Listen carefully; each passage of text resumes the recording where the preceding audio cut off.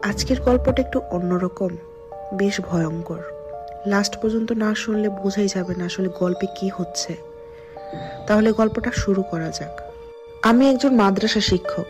আমার দাদা ও পরদাদার বংশ পরম্পরায় সবাই ছিলেন তান্ত্রিক ও কবিরাজ। আজ আমার জীবনের অন্যতম এক ভয়ঙ্কর ঘটনা শোনাবো আমি। আমার বয়স তখন 17 বছর। আমি ছোটবেলা থেকে আমার দাদার কাছ থেকে বড় হয়েছি। দাদার কাছে অনেক মানুষ আসতেন প্রতিদিন। আমিও দেখতাম ও বোঝার চেষ্টা করতাম। দাদার বিভিন্ন ক্রিয়া সচক্ষে দেখতাম। আমাকে দাদা বিভিন্ন তান্ত্রিক ক্রিয়া ও মন্ত্রের ব্যবহার শিখাতেন। আমি ছোট মনে স্বাভাবিকভাবে নিতাম। আমার দাদার থাকার রুমের বর্ণনাটা দিই। সচরাচর আশেপাশে গ্রামীণ পরিবেশের ছোট্ট একটা চৌরি ঘর। দাদার রুমের পূর্ব কোণে একটা আসন সাজিয়ে রাখা। আসন একটা কলসের উপরে লাল কাপড় দিয়ে মাথা মোড়ানো ও গাঁদা ফুল দিয়ে সাজানো। পিছনে একটা বড় হরিণের শিং এবং সামনে আগরদানি ও মোমদানি রাখা। ভৌতিক এক পরিবেশ সবসময় সেখানে বিরাজ করত। আমার দাদার ঘরের এক কোণে একটা আদি যুগের মাটির নিচের একটা সিন্দুক আছে। সেখানে শুনেছি পুরাতন ও আদি যুগের কিতাব সংরক্ষিত করে রাখা। দাদা আমায় একদিন ডেকে মাটির নিচ থেকে একটা কিতাব বের করে দেখালো, যা দেখে আমি হতভম্ব হয়ে পড়লাম। বইটার ওজন কম হলেও 12 কেজির উপরে হবে।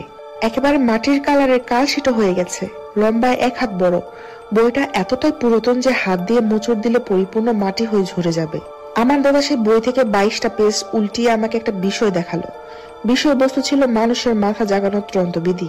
আমি আবছা আলোয় বইটার নামটা দেখেছিলাম। আমার দাদা আমাকে একটা চশমা আনতে বললেন। তখন সেখানে নিয়ম দাদার মুখ থেকে সুন্দরভাবে শুনলাম। পরিপূর্ণ নিয়ম শোনার পর দাদা আমায় বললেন, বয়স তো হয়ে এলো নাতি, 72 বছর। এই বয়সে এই তন্ত্রটা করে দেখি, আয়। দাদার এই কথা শুনে আমিও রাজি হলাম ও আগ্রহী হয়ে উঠলাম। সেটাই ছিল আমার জীবনের সব থেকে বড় ভুল সিদ্ধান্ত। পরবর্তী কথায় আসি।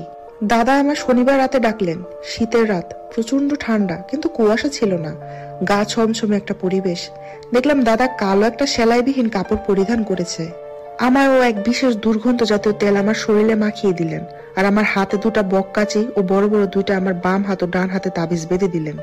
এরপর দাদা কাঁধে একটা কোদাল নিয়ে অজানা এক রাস্তায় হাঁটা শুরু করলেন। আমিও হাঁটছি দাদার পাশে পাশে।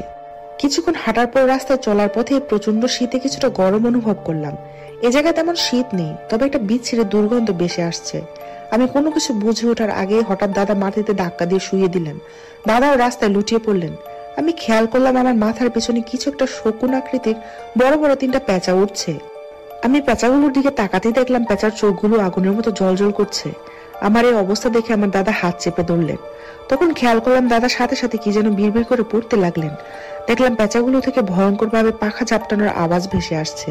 সামনে তাকাতেই দেখলাম পেঁচাগুলো উড়ে অন্ধকারে মিলিয়ে গেলেন। এরপর দাদা ও আমি মাটি থেকে উঠে আবার রাস্তায় চলা শুরু করলাম।